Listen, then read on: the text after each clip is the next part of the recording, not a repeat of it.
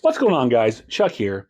Back in February, a major announcement came out that the guys from Rift Tracks, Mike Nelson, Bill Corbett, and Kevin Murphy, of course, former members of Mystery Science Theater 3000, had put up a Kickstarter to do, I think it was 4 new episodes of Mystery Science Theater 3000, but called the Rift Track Experiments, and they were going to, basically go back to the classic uh, Sci-Fi Channel, Comedy Central days, with the classic built sets and practical sets and all that stuff, and kind of go back to those characters, which was pretty exciting. And I mean, the Kickstarter over exceeded expectations within a day, and actually within hours, honestly, I think. Um, so it was very exciting for a lot of Misties that they were, part of the original heart of what was Mystery Science Theater 3000 was coming back to revive the show yet again, in this kind of special throwback way, if you will. As we all know, the Mystery Science Theater, for the last 2 or 3 iterations, came through Netflix, I think for 2 seasons, and then it was streaming for a third or one more. And then they tried to do a Kickstarter a couple years back. Unfortunately, came around the time of the writer's strike in Hollywood, which prevented them from doing a lot of promotion, and it didn't succeed, and we hadn't heard much from them since. And now, this came up, and this is really exciting. So why am I talking about this? Well, one, I'm a big Mystery Science Theater 3000 fan. I have been since way back in the Comedy Channel days. But I bring that up because here in 2026, it dawned on me that in April also, we are approaching the 30th anniversary of Mystery Science Theater 3000, the movie, which came out on April 19th, 1996. It was a Friday. So yeah, it's going to be nostalgic about it. And with all the news, it seemed like a good time to kind of just talk about it in my history of Mystery Science Theater and tell you my story of seeing Mystery Science Theater 2000, the movie. I should also point out that we are 2 years away from the overall 40th anniversary of Mystery Science Theater 3000, which is crazy to believe. So to give you a little background, of course, Mystery Science Theater started, it was in 1988 on, was it KTMA, the local Minneapolis public access station. After a year, it went over to, it was purchased and brought and shown nationally on the Comedy Channel. Not Comedy Central, the Comedy Channel. And that's when I first discovered it, early on. Now, for those who don't know, Comedy Channel was a brand new network, I guess, on cable. It just kind of popped up one day. I just saw it, I didn't know what it was. And all they were doing at the time, well, they had no original programming. This is brand new. Just basically, they were showing clips of movies and stand-up comedians. It's almost like MTV of comedy very early on. And eventually they got a couple original programming. But the one thing I remember catching was Mystery Science Theater 3000. And I think the first movie I may have seen might have been the episode of Godzilla versus the Sea Monster, I think. I don't know. Obviously, I didn't watch it from the beginning, so I was probably a couple years in before I saw it. But I remember flipping through channels and I'd see the silhouettes and over the screen, and I wonder what is going on. I didn't sit and watch the whole thing. Didn't realize it was. I thought maybe they were just riffing on clips or making fun of clips. I know it was called riffing at the time. Just talking about these clips. I didn't realize they were showing whole movies. And I said, I seen that from time to time. And I can't remember when I'd sat down and finally watched a full episode and realized what it was. Excuse me. But I remember thinking it was just the coolest thing. I had never seen anything like it. Now, let me reiterate that. Obviously, we knew of horror hosts on TV, that kind of thing. Not that Mystery Science Theater guys are horror hosts, but, they're hosting these bad movies that's, on TV. This is kind of what, you're used to seeing. And that was something that you don't really see much at the time. I mean, here in Indiana, like I've mentioned before, we had our local host, like Sammy Terry, but he was a Friday night guy, and he had been around for a while, at least on TV. But it was kind of cool to see this and see the little sketches in between and get to know these characters. It was a lot of fun. And of course, eventually Comedy Channel would, I don't know, I can't remember if, because when it came out, I believe it was competing with another channel called Ha!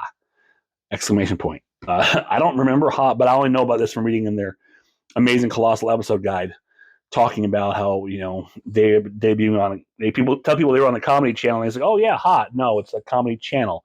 But I think those two end up merging, and that's kind of what became Comedy Central as we know it. Even then, it was still, it had a few original programs. It wasn't kind of what it is now. It was so simple, kind of like how Sci-Fi Channel was very simple when it first started out. But then it was like their flagship show for so many years. Well, 7, honestly. Yeah, so I mean, Shane is in the early goings. Of course, you had, was it Josh Weinstein in the first season as Crow, and I can't remember. I'm drawing a blank on his original mad scientist. Working with Trace Ballou. I can't remember. I'm drawing a blank, but there's that character, and of course, he would leave, and Kevin Murphy would come in and voice Servo, and TV's Frank Conniff will come in and be TV's Frank, and you had that great chemistry, and with Mike, or Joel and the Bots for so long. It was so much fun until Joel would leave middle of the season, bring in Mike Nelson, who was also head writer at the time, and the dynamic would completely change for the show, which I think for a good thing, because I always thought that Joel and the Bots was more of a father and his kids, where Mike and the Bots is basically like 3 brothers just getting into trouble all the time, and it was a lot of fun.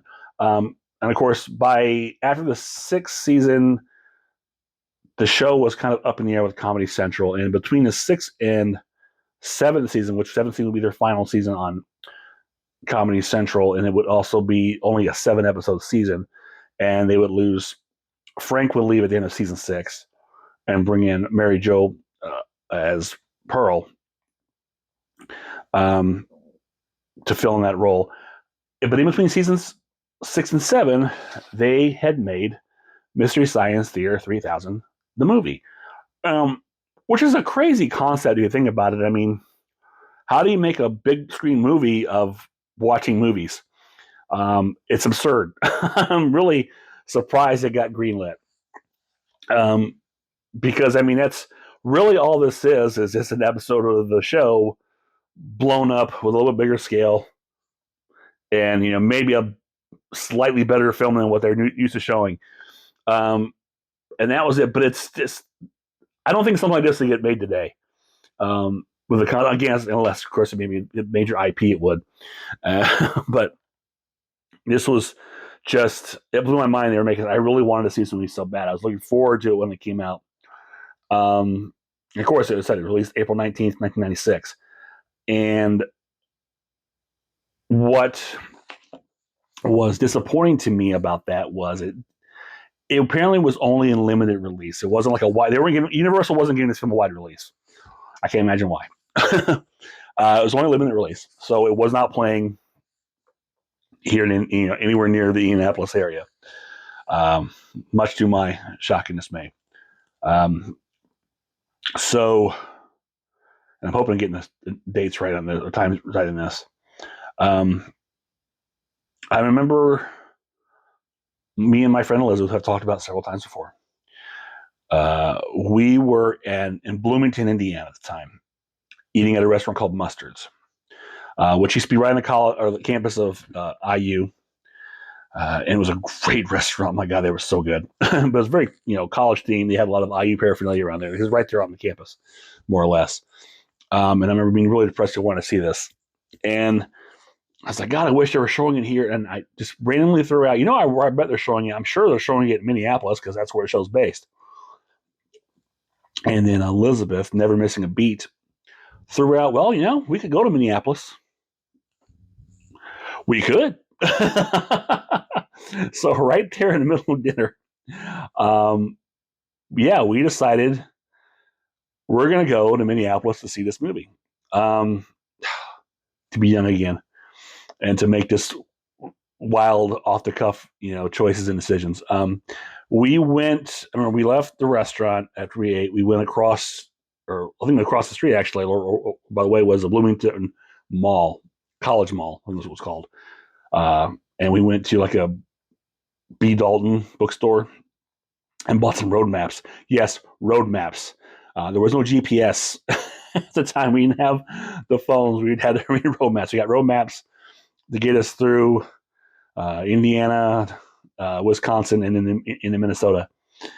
And we drove home, which we were probably like 45 minutes away from where I lived, or from Bloomington where I lived. To get home, we packed a few things and just headed out that night to start driving. Man, we were crazy.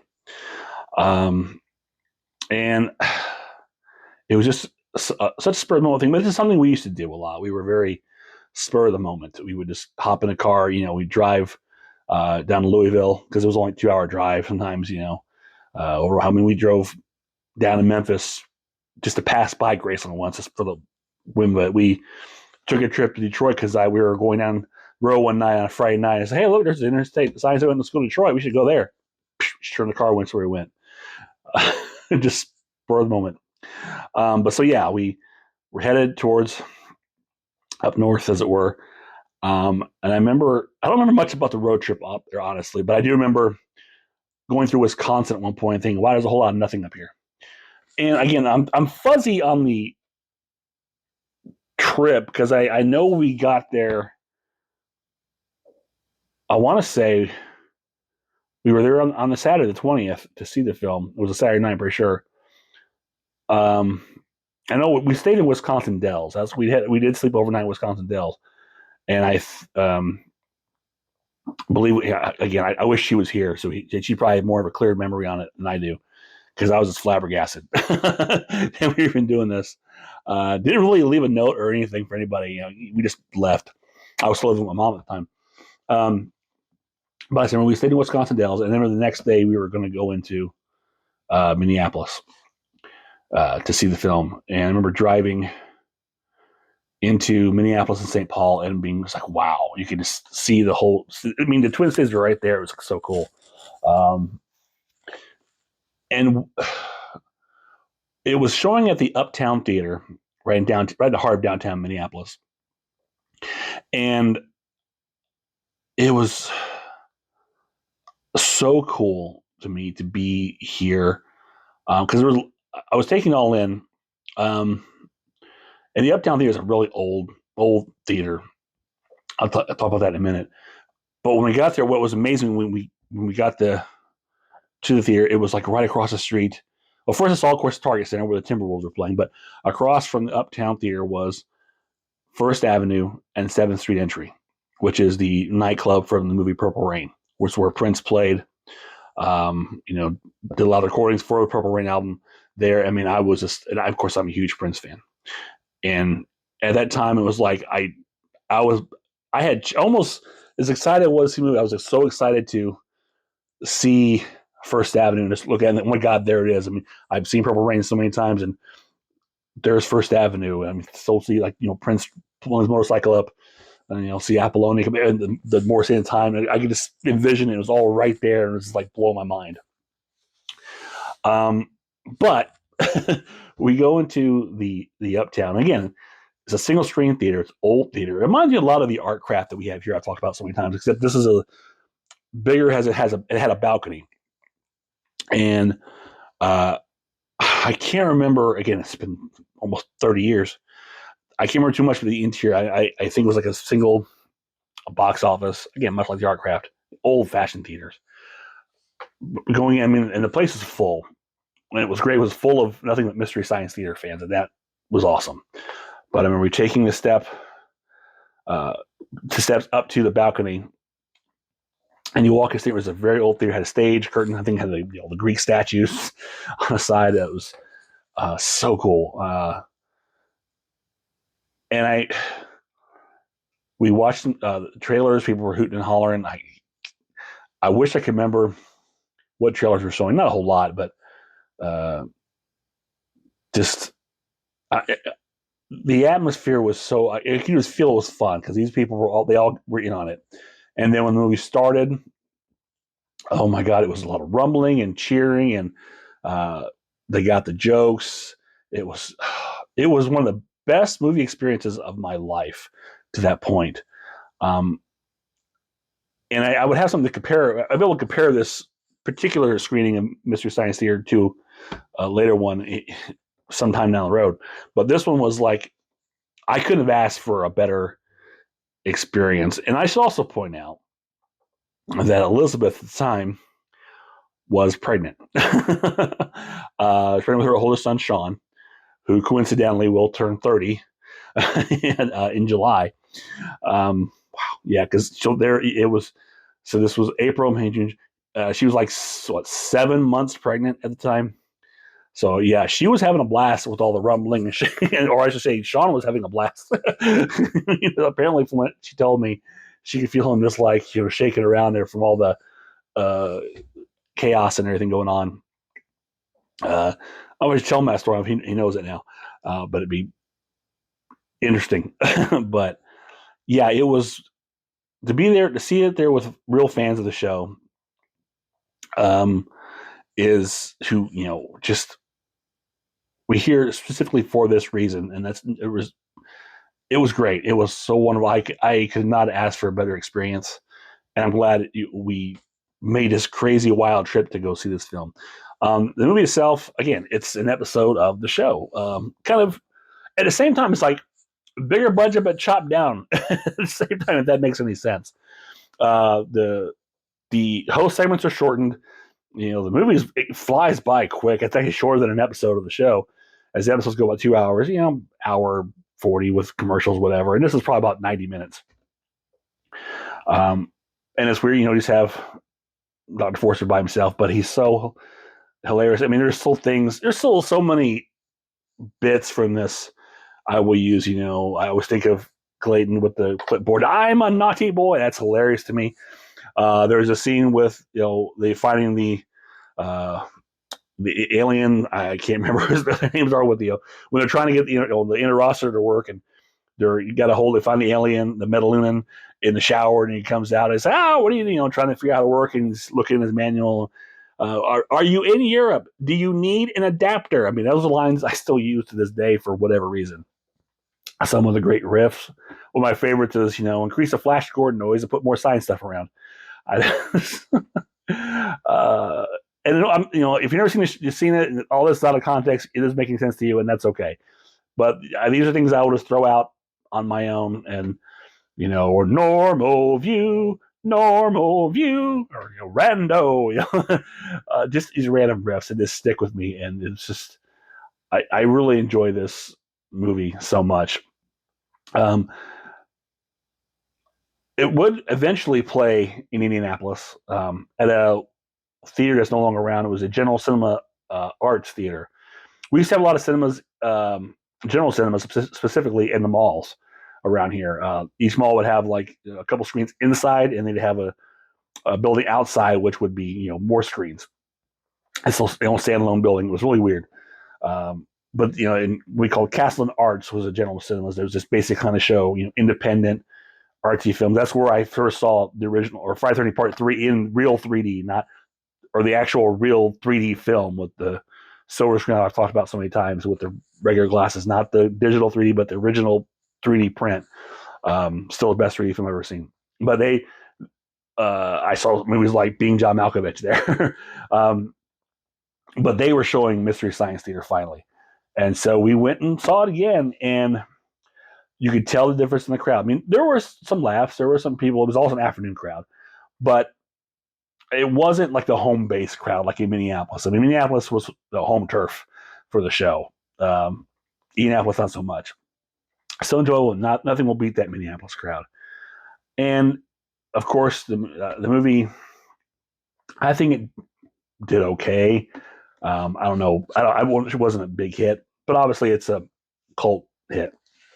I'm not sure what it with critics. They probably don't get the joke. I think some people were upset that they riffed This Island Earth, and say you should only riff good movies, or excuse me, only riff bad movies. But they've proven, or at least Rift Tracks has proven, which were like, almost, 2 of the 3 guys on Rift Tracks were doing this because Bill Corbin hadn't become Crow yet, taking over as Trace was doing his, still this for his final year. And Kevin Murphy directed too, I believe. Or was it Jim Allen? I can't remember if it was Kevin Murphy or Jim Allen that directed it. Yeah, Jim Allen directed. Okay, Gypsy. But the guys from Riff Tracks would go on and improve it. You can riff anything, good and bad. And sometimes the good movies are the best ones to riff, honestly. So there was that. But I mean, and it's on Earth, it's a fun movie. And of course, this is an edited version. It's not the full length. And I guess this is also one they've been doing on live shows for a while. So they kind of knew what they were doing going in. They didn't have to do too much, just kind of tweak it for the big screen, which I say, seeing this on a theater screen is an interesting experience to see those little silhouettes at the bottom of a theater screen. But it makes sense. I mean, that's what we're all doing in the theater. We're all mucking it up and riffing at the screen. Every reaction video you see on this platform, that's what they're doing is Mystery Science Theater. They don't know it, but that's what they're doing. My kids watch a movie and they can't shut up. Especially my daughter. She likes to comment on everything. And of course they get it from the watching the YouTube, because that's what all YouTubers and reaction videos they do. Some of these overzealous reactions that don't seem genuine, but whatever. They're also, talking to the screen, making riffs, and that's the culture that we have now. And a lot of it was, because of these guys back in the, throughout the 90s and early 2000s. So yeah, I mean, it kind of came a win. Of course, the show had came back for the 7th season on Comedy Central, and then it was gone.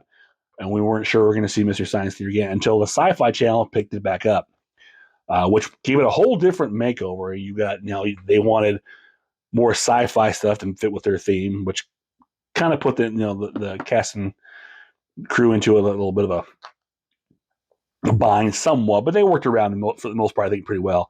But they also wanted reoccurring storylines or theme or whatever. Whereas, the previous Comedy Central days were, just, you had some maybe recurring threads here and there, but overall it was just, each thing was its own, whatever. But then you create, Pearl or bring back Pearl. You have Bobo, Brain Guy, which actually I really enjoyed the Sci-Fi years. I liked those characters. I liked the reoccurring bit. They had at least in the, Mike's blowing up planets that first, they're in season 8.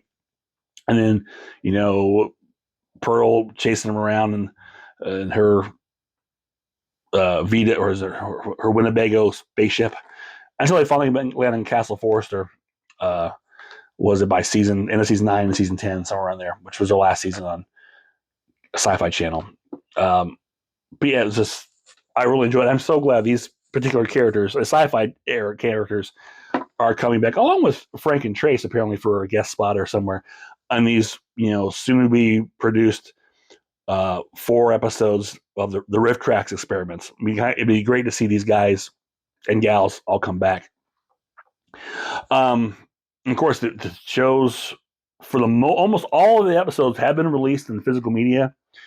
Started with Rhino releasing a couple VHS tapes here and there, and then they would eventually release some DVD singles, I think, and then finally the first volume 1. I forget how many volumes they would eventually have, up to about I think Rhino would do the first 12 maybe,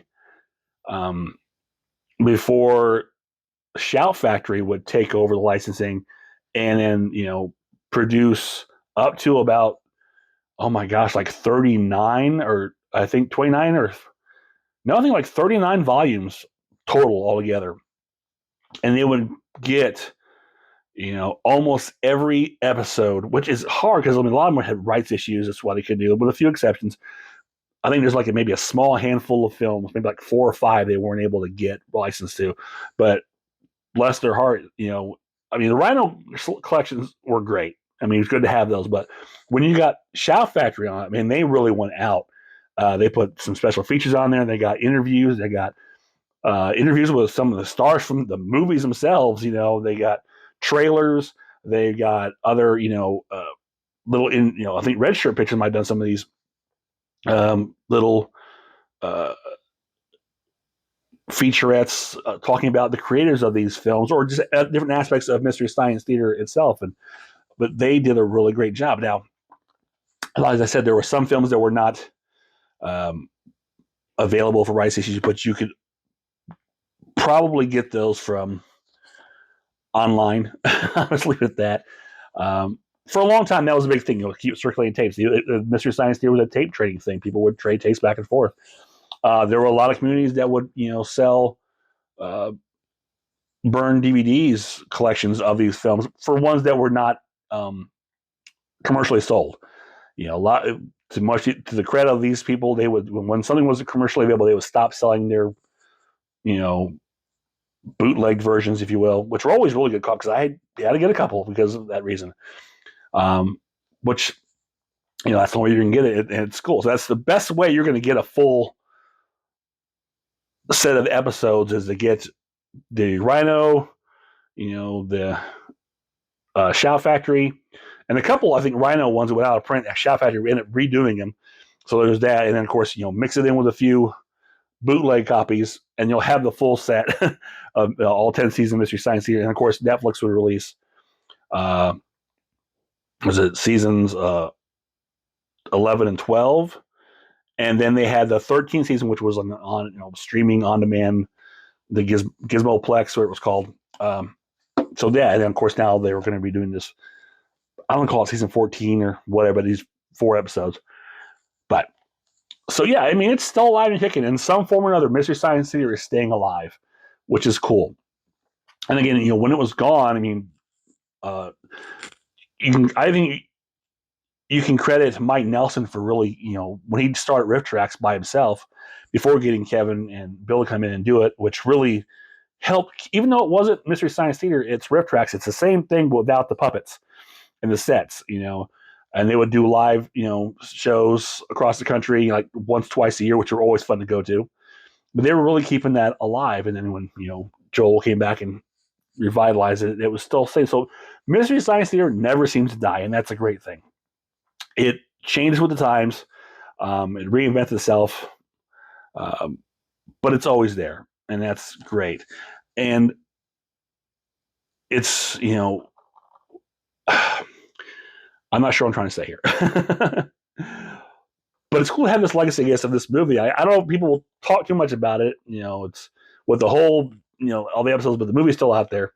I don't know if they would try to do it again. I'd like to see them try to do one again. Maybe just an on-demand movie, but put this in the theaters is crazy. Now I had this originally on VHS, and then I had a DVD, I think from Rhino, it might have been, or no, it was Universal. Of course, it was Universal. And then finally, when Shout Factory again got licensed, and they brought this Blu-ray, which it's a Blu-ray DVD combo, and it's again they went all out with this Blu-ray with all these special features, and it's let's see, they had, they also had great original artwork too. And I don't know if this is in here, but their episodes, they would have cards and reverse artwork. Which reverse artwork? No, actually, the reverse artwork is different, I think. No, it's the same one. Yeah. Like, again, their early Blu-ray DVD days. And again, it's hard for me to fathom that this is like going to be 30 years old. And I think back to that trip to Minneapolis and wow, that was that long ago. Every time I, see Sean, I think, my God, he's about to turn 30. Whew, I'm so old. But what they have on here, bonus feature-wise, you have the Making Mystery Science Theater 3000, the movie. Mystery Science Theater 3000, the movie, the Motion Picture Odyssey. This Island Earth, 2.5 years in the making, and the original theatrical trailer. So not a whole lot, but some good special features. And again, you get this whole series from Shout Factory. I don't know how many of them are still available, but a lot of them will have, at least 4 movies and a lot of special features. But again, I know I said about the movie, but really let's talk about Mystery Science Theater as a whole. Just a brief snippet. The movie's about to turn 30. The show turns 40 in 2 years. I just kind of, it was an excuse for me to come out and share my Minneapolis story, um, and just talk about Mystery Science Theater. And that's really about it. So if you enjoyed this, click thumbs up, share, subscribe, leave me a comment below. Let me know your history with Mystery Science Theater 2000 movie. When was the first time you saw the movie, the show? Are you excited for the riff tracks experiments? Or just say hi. I'll always take hi. So until next time, this is Chuck saying I will see you on the other side.